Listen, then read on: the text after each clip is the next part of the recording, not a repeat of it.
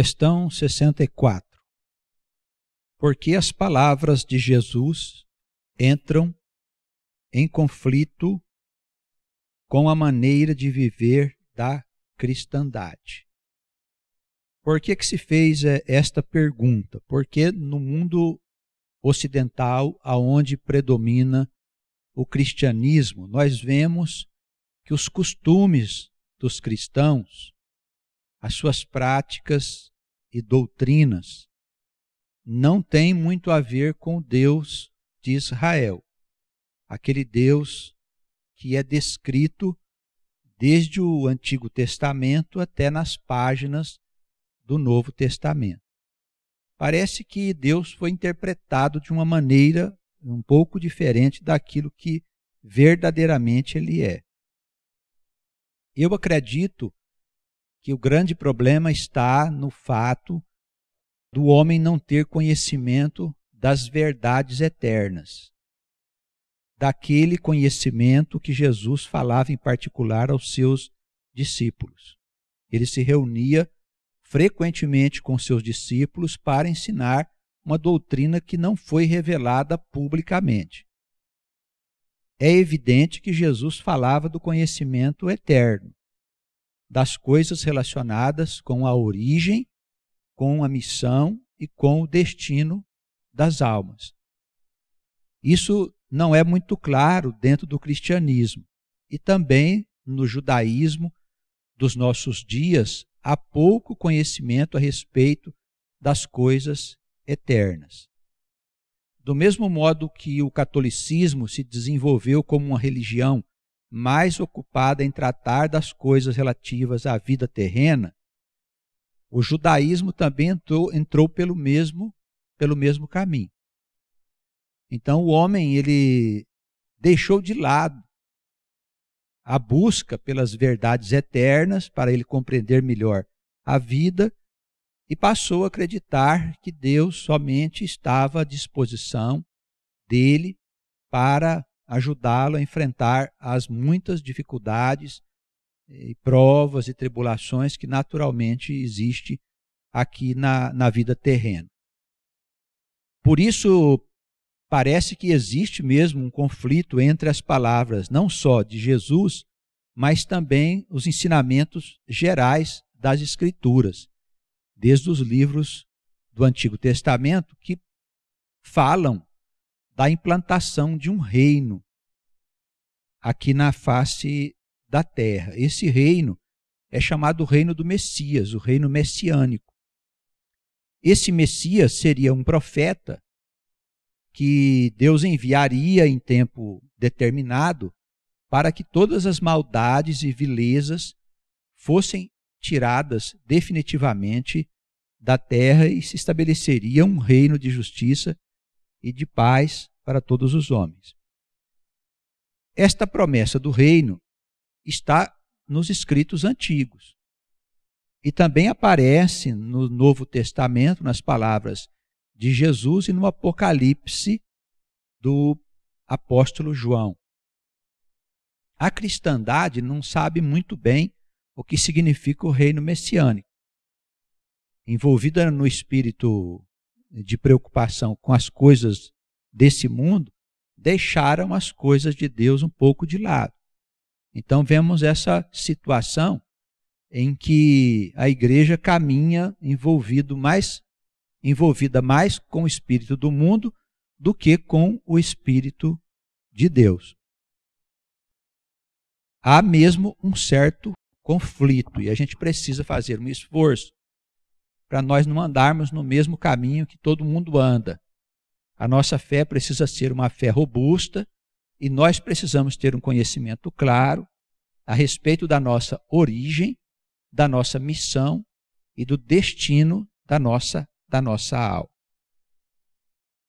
Aí na introdução da resposta, a palavra diz assim: o Filho de Deus, ele é de cima dos céus, enquanto os cristãos ainda estão envolvidos em demasia com os interesses da vida terrena. A causa desse afastamento é a ausência da verdade de Deus no seio da igreja cristã. Então, quando Jesus disse que ele é de cima, ele não está querendo afirmar que ele pertence a um outro mundo, mas ele diz que é de um círculo de pensamentos diferente daqueles pensamentos que normalmente possui o homem. Nós temos passagens nas Escrituras em que Deus deixa claro que os pensamentos dele não são como os nossos pensamentos, e nem os caminhos de Deus são os caminhos dos homens.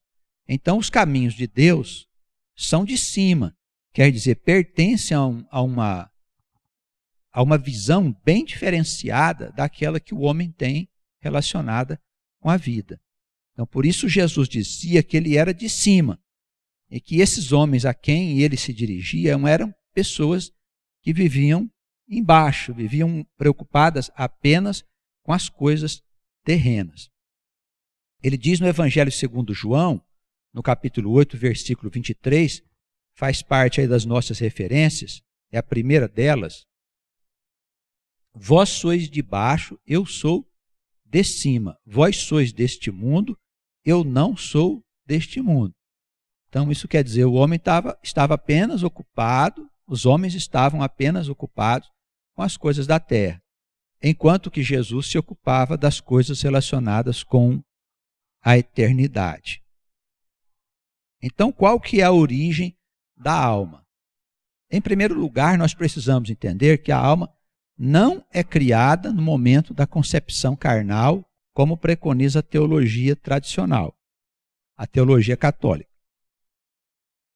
A alma, segundo os ensinamentos do Senhor, ela possui a eternidade em si mesma, porque ela é criada pelo próprio Deus.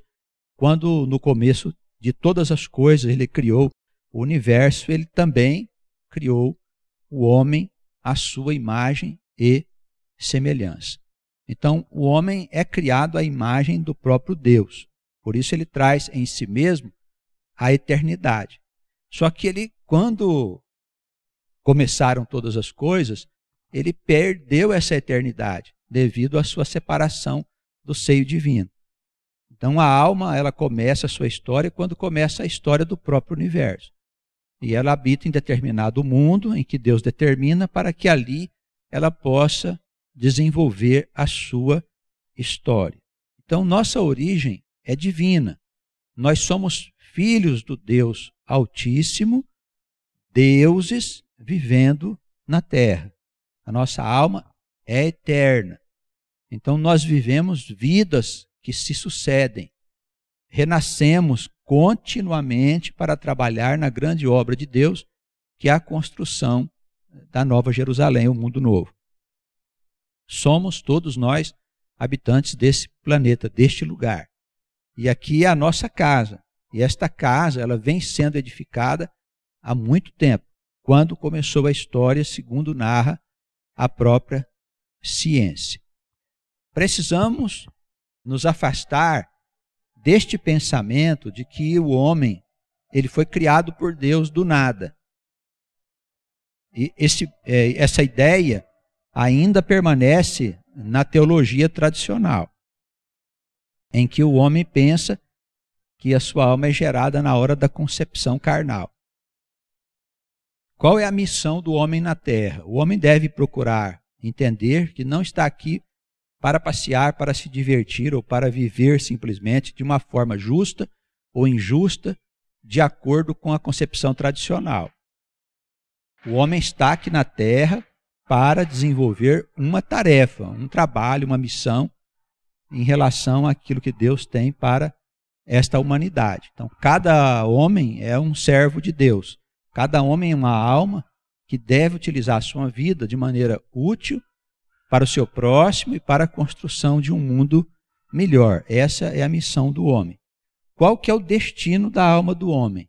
É viver sempre na terra, construindo o futuro que Deus tem para essa humanidade, que não vai cessar tão cedo. A humanidade vai se transformar desse estado de injustiça que nós vemos hoje, um mundo que tem bastante ignorância ainda em relação a tudo. Nós vemos guerras, injustiças, sofrimento, mortes, assassinatos, e revoluções e tantas coisas em vários lugares do mundo. E isso precisa ser transformado num mundo mais justo, num mundo melhor. Então todos nós temos que entender que a nossa missão, nosso destino é viver servindo, trabalhando na construção desse mundo melhor.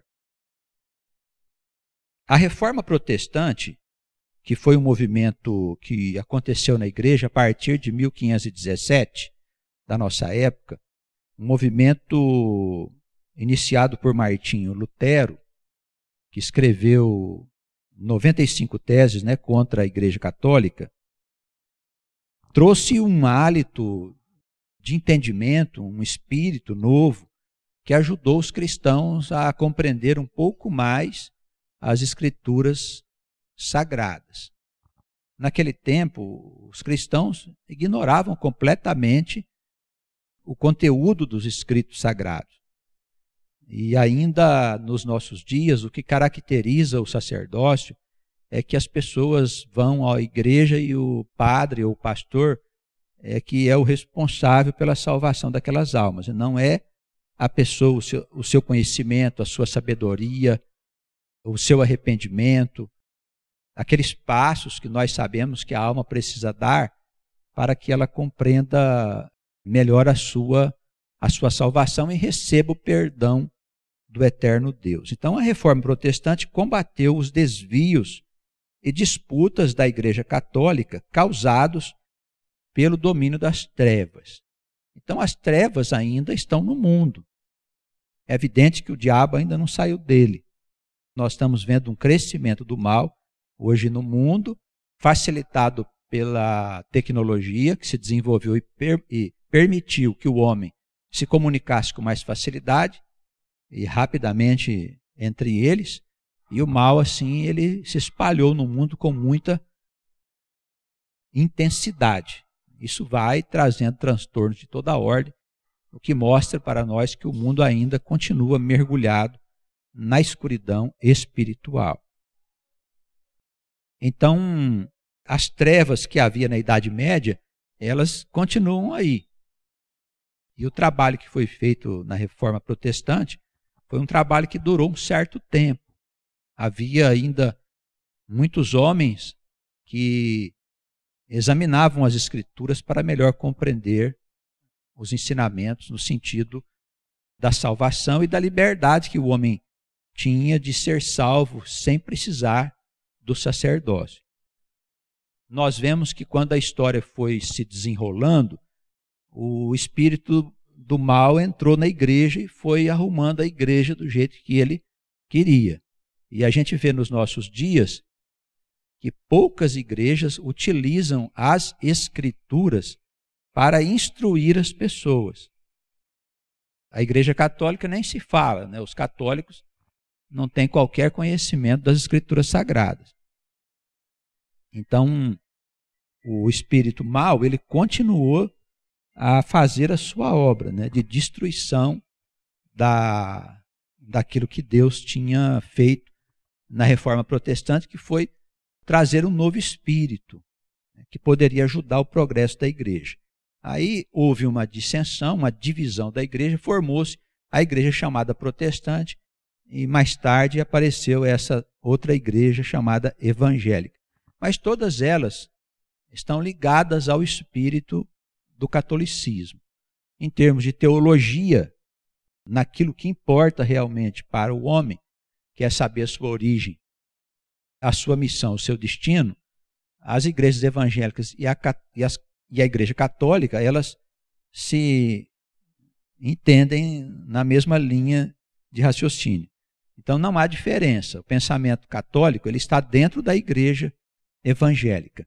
Então não há muito assim a dizer em termos de progresso que possa ter trazido a reforma protestante. Então a igreja protestante evangélica é uma igreja mais livre, né? Os pastores têm mais liberdade para fazerem ali conforme eles querem, e aí nós vemos abusos de diversas naturezas. E as pessoas também se sentem mais à vontade, cantam e recebem o Espírito Santo e tudo mais e acham que está tudo certo. Mas falta a essas igrejas, a católica e as igrejas evangélicas, um conhecimento um pouco mais aprofundado sobre aquilo que o homem veio fazer na Terra. Eles continuam pensando que o homem tem só uma vida, que a alma só passa pela vida uma vez, e sustentam esse espírito. E isso faz com que os homens se ocupem, evidentemente, em serem felizes. Se você tem uma vida só, então é melhor você cuidar dela, né? Se divertir, gozar, comer, beber, e cai-se nessa situação triste que nós vemos hoje mergulhado o cristianismo. Então a reforma protestante combateu os desvios e disputas causadas pela influência das trevas. Porém, mesmo as novas igrejas protestantes e evangélicas não conseguiram avançar, não conseguiram entender a vida que há além da sepultura, quer dizer que a alma segue existindo do outro lado, que a alma logo depois da sua morte física, ela perde a consciência desse lado e acorda do outro lado, numa situação de felicidade ou de sofrimento ou de perdição, segundo aquilo que ela tiver feito, segundo as suas obras. E assim ela passa um período enorme sofrendo, que varia de indivíduo para indivíduo, e depois ela tem a oportunidade de nascer de novo, para ir se ajustando dentro do plano de Deus. Claro que pode se consumir séculos, até que a alma ache o seu caminho. Mas Deus tem os mecanismos e as ferramentas para que a alma possa encontrar a sua salvação ou receber de volta a sua eternidade. E uma vez que ela encontrou a salvação e a sua eternidade, ela não perde mais essa salvação. E passa a viver, a partir daquele ponto, ela passa a viver em comunhão com Deus. E quando isso acontece, a alma encontra o seu caminho de felicidade e de realizações. E é isso que Deus deseja para todos os seus filhos. Esse conhecimento, o conhecimento de que a alma é eterna, poderia libertar definitivamente os cristãos e os judeus das peias do pecado. Ainda hoje eu vi uma entrevista em que o presidente de Israel estava dizendo lá que não há como perdoar aquela situação do Holocausto, em que morreram muitos judeus na época de Hitler. E, evidentemente, são situações muito tristes, de perseguição, guerra, injustiças.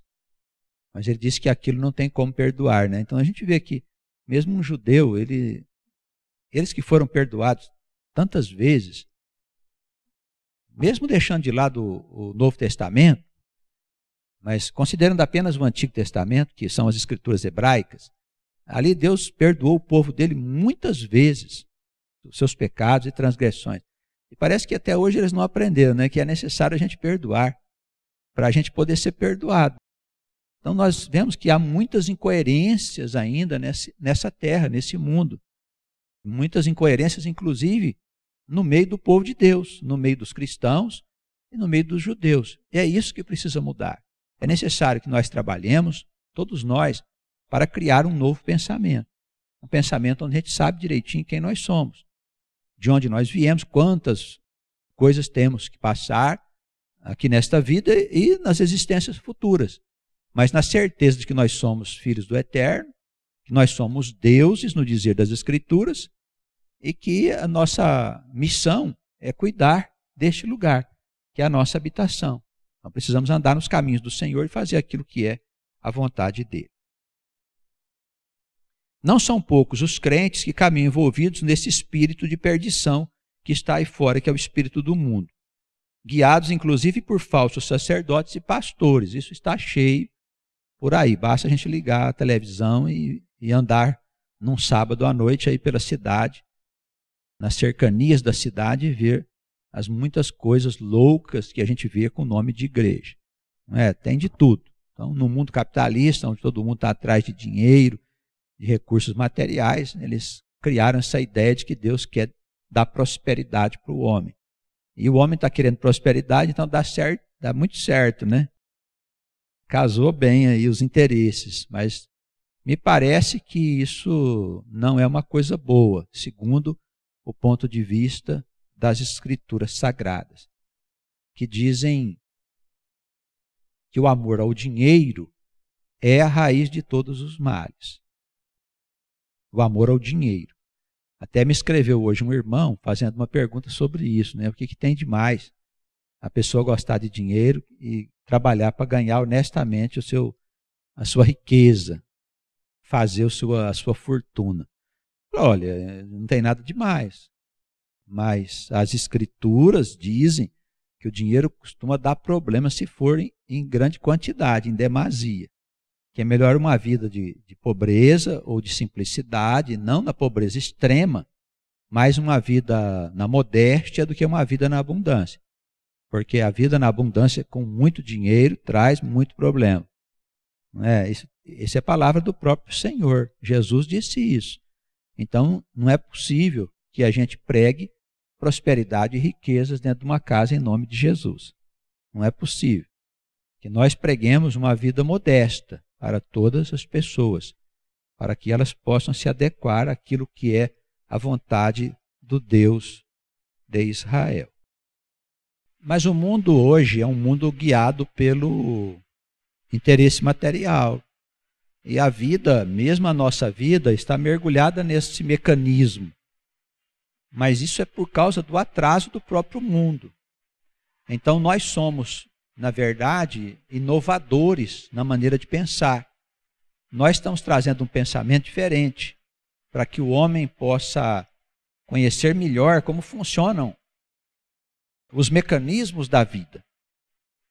E por aí ele vai entender que o dinheiro em quantidade fora do normal, ele traz males diversos para a pessoa. E tem gente que gosta muito de dinheiro, né? Isso nós vemos frequentemente pessoas que gostam muito de dinheiro. Então, quem gosta de dinheiro nunca se farta dele, diz a palavra de Deus. Então, não é bom o dinheiro além da conta. Entreguemos ao nosso Deus o controle da nossa vida para que Ele possa dar aquilo que é necessário à nossa sobrevivência, porque o que interessa para nós é o reino de Deus. Né? Nós estamos atrás de riquezas, nem de prosperidade. Não estamos preocupados com a vida porque teremos muitas outras. Viveremos sempre. Então não estamos preocupados com isso. É necessário agora fazermos aquilo que Deus determina que a gente faça, que é anunciar a chegada do reino. É trabalhar para anunciar o evangelho a quem nós pudermos. E nos prepararmos para enfrentar dias difíceis que virão sobre o mundo, que provarão tudo que nós fizemos até hoje. E tudo que nós somos, seremos provados. Quem pensa que vai entrar no reino de Deus sem passar por provas, está muito enganado. O reino de Deus não é lugar onde entra qualquer indivíduo que diz amém ou que bate no peito e diz Senhor, Senhor. Não é. É um lugar de gente séria, né? De gente que descobriu o caminho da verdadeira sabedoria. Andar com o Senhor é algo diferente da gente achar que somos de uma igreja e por isso estaremos salvos, ou que nós somos representantes de Deus na terra, só nós. E isso está por aí no meio da cristandade. Os irmãos precisam abrir os seus olhos, os seus corações, para compreender melhor o que é viver com Deus e o que Deus deseja para nós. Então nós temos que anunciar essas boas novas porque são poucas pessoas que sabem disso. São novidades mesmo. Bem diferente do que foi anunciado até agora. Jesus dizia que se um cego guia outro cego, o destino de ambos não será outro senão o abismo. A passagem está em Lucas, no capítulo 6, versículo 39.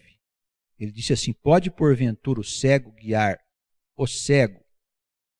Não cairão ambos na cova? Então, o que quer dizer a pessoa cega? São pastores que não sabem muito bem o que é que estão ensinando, que ensinam o homem a andar nos caminhos desta vida e não nos caminhos da eternidade. Então, nós temos que que ver quem são as pessoas que estão nos guiando. E aí vale para toda a cristandade. O que é que esses homens falam? Pastores, padres, evangelistas, ministradores, pessoas que estão possuídas de espírito. Que espíritos são esses que manifestam na igreja?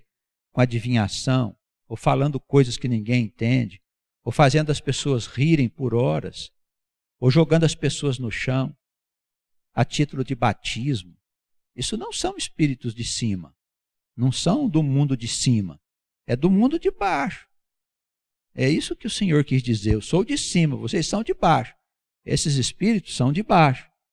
Tanto são de baixo que jogam as pessoas para baixo, não para cima. Então, as igrejas estão cheias dessas manifestações de espíritos para exibir poder. E todo espírito que joga indivíduos no chão, que derruba a multidão de pessoas, não são espíritos de Deus. Isso nunca aconteceu dentro da igreja do Senhor. Nunca aconteceu na época apostólica. Nunca aconteceu na história da igreja de Deus. Isso é coisa da modernidade, inventado por homens, vaidosos, orgulhosos, que atraem espíritos da mesma natureza que eles. E aí a multidão se deixa dominar. E os espíritos fazem o que quer. Evidentemente, não são espíritos de cima, são espíritos de baixo. São cegos que estão guiando cegos. O que vai acontecer? Vai todo mundo para o abismo. Sabe o que é o abismo? É o inferno. É o inferno. Vai para o buraco. Que Jesus disse aqui. Não sou eu que disse, viu, irmãos? Jesus é que afirmou. Não cairão ambos na cova, no buraco? Que buraco? O abismo. Da onde vieram os demônios e maus espíritos. Então não pense que o Espírito Santo sai por aí derrubando pessoas no chão. Esse não é o Espírito Santo do Deus eterno. O homem natural é inclinado ao erro e por isso, mesmo imbuído de boa vontade, se ele não permanecer nos caminhos do Messias, que é o Senhor, ele estará na escuridão, ainda que ele frequente igrejas ou sinagogas. Então não basta frequentar a igreja ou sinagoga, não basta isso. Não basta estar sob a tutela de um pastor ou de um rabino para que a gente possa entrar no reino. A entrada no reino é algo que é concernente a cada indivíduo, a cada homem e mulher. Cada um por si precisa encontrar o seu caminho. Se você não encontrar, você não entra no reino de Deus. Não depende de homens. O que Jesus comunicava era salvação e vida eterna às pessoas que se arrependiam das suas vidas velhas e que recebiam a vida nova que há em Cristo. Isso é o caminho, não há outro. Então o que nós podemos? Anunciar as boas novas e dizer para as pessoas que elas precisam se arrepender das coisas velhas, que são as tralhas da maneira velha de pensar, e eles possam deixar Cristo entrar com a vida nova. Quer dizer, deixar, jogar fora o vinho velho que está dentro de nós, para que um vinho novo possa ser colocado. Mas se nós não nos arrependermos, nós vamos ser como odres velhos. E daí o vinho novo vai romper o odre velho e vai tornar tudo. É isso que vai acontecer. Então o homem natural, ele é inclinado ao pecado, inclinado às coisas erradas. Ele precisa fortemente do ensinamento do Senhor, para ele deixar o caminho do pecado e andar nos caminhos da luz. Tá bem? Não adianta frequentar a igreja nem sinagoga. Quem é o grande inimigo de Deus? Satanás. Ele é o inimigo de Deus, é inimigo do povo de Deus e de toda a humanidade. O diabo não é conhecido do homem. O diabo não é conhecido dos que estão dentro de igreja ou sinagoga. Conhecer quem é o diabo, quem é o Satanás e como isso tudo funciona, pertence ao conhecimento da ciência de Deus, da ciência eterna. É algo muito maior do que os irmãos pensam. Não é uma alma, não é uma pessoa, é um sistema. Está por toda parte. Domina esta terra. É senhor de tudo aquilo que tem aqui neste mundo. Então nós temos que ter bastante cuidado com o mal, porque enquanto ele está no mundo, ele ruge ao nosso redor querendo nos tragar. Então Satanás é o inimigo do nosso povo, do povo de Deus, de toda a humanidade. Ele procura fazer o homem negar a sua natureza divina e eterna. Esse é o grande plano que o diabo tem para sustentar o atraso moral e espiritual das almas habitantes deste planeta. Então, qual é o grande plano de Satanás? Vai dizer o seguinte: você só tem uma vida, você precisa viver que você vai morrer. É isso. Aí o homem fala: bom, já que eu tenho uma vida só, eu preciso trabalhar para viver, né? Passear e tudo mais. E aí a gente vê todas as barbaridades acontecerem fundamentadas nesta estúpida ideia de que o homem só tem uma existência. Isso precisa ser tirado de dentro da igreja. A igreja precisa assumir a sua eternidade, a sua condição de instituição que defende a alma como um ser eterno, um ser criado por Deus no princípio da criação de todas as coisas, e que a alma nasce sucessivamente para acompanhar o movimento de ascensão do próprio universo. Então, o universo desce de Deus num estado caótico e as almas também. Quando o universo vai se organizando, as almas vão se organizando em torno da organização do próprio universo, que é o ambiente onde elas vivem. Então o universo vai se tornando cada vez melhor e as almas também vão se aperfeiçoando, vão se ajustando dentro daquela natureza divina que elas já possuem em si. A história do povo de Deus, narrada nas Sagradas Escrituras, atestam que toda a revelação de Deus aos homens termina distorcida, caindo no obscurantismo. Por essa razão, a quase totalidade das igrejas cristãs pratica uma forma de doutrina que pouco ou nada tem a ver com o Cristo de Deus. Então, Jesus falava uma coisa, o povo vai para outro caminho. E aí inventaram um Jesus como se ele fosse Deus. Essa concepção da Igreja Católica foi criada pelos homens, pelas autoridades lá da igreja, lá por volta do ano 300 da era cristã. Eles queriam defender a igreja do gnosticismo, né, que era o conhecimento oculto, e resolveram procurar as teses de Fílon, de Alexandria, que falava do verbo e do logos. E aí diziam que Jesus era o verbo. Aí o Evangelho de João disse isso, que o verbo estava com Deus, que o verbo era Deus no começo de todas as coisas, que ele se fez carne e veio habitar entre nós, e aí criaram a ideia de que Jesus não era um homem, que Jesus era o próprio Deus manifesto na criação. Então, esses equívocos levaram a cristandade a se manter num estado de profundo atraso espiritual. E assim se mantém até os nossos dias. Então, todas as coisas que Deus revela, o espírito mal vai lá e vai distorcendo, vai arranjando as coisas para ficar do jeito que ele gosta, né? Ou seja, de uma forma inútil. O homem continua por aí tentando gozar a sua vida, se divertir, sem estar preocupado da onde ele veio, o que faz aqui, para onde ele vai. Não tem coisa mais esquisita do que o homem, quando chega na idade mais adulta, não pensa na morte. Ele não para pensar que ele vai morrer. Nós vamos morrer daqui 20 anos. Em média, nós estamos com 60 anos, se chegar aos 80, é cansaço, dizem as escrituras, não é? Aí eu não paro para pensar o que vai acontecer. Não, o sujeito vai vivendo. Aí nós encontramos por aí esses velhinhos se divertindo aí na terceira idade, dançando, brincando, como se fosse criança. Estão se divertindo para não pensar na morte.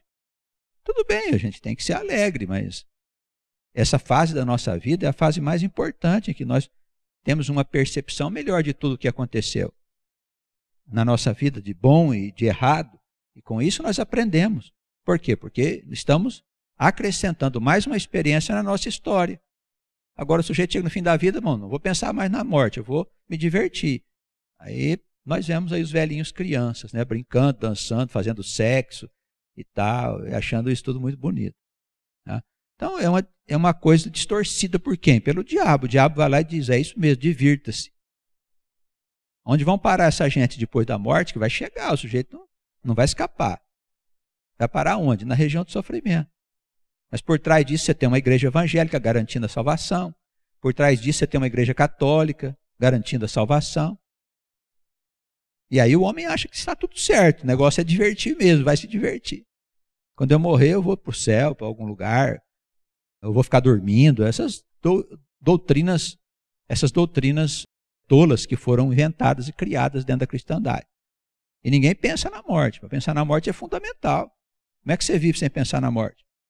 Você precisa saber que a morte vai chegar e pode ser amanhã, pode ser daqui a pouco. E aí? Você está preparado para a eternidade? Então, assim que a gente vai ficando mais maduros, nós precisamos começar a pensar nas coisas boas e más que fizemos, nos erros e nos acertos, e o que a gente pode fazer no final da nossa vida para melhorar a nossa existência. É tempos de profunda reflexão para o homem. Não é tempo de ficar pensando, agora minha vida acabou. Não, a vida vai continuar.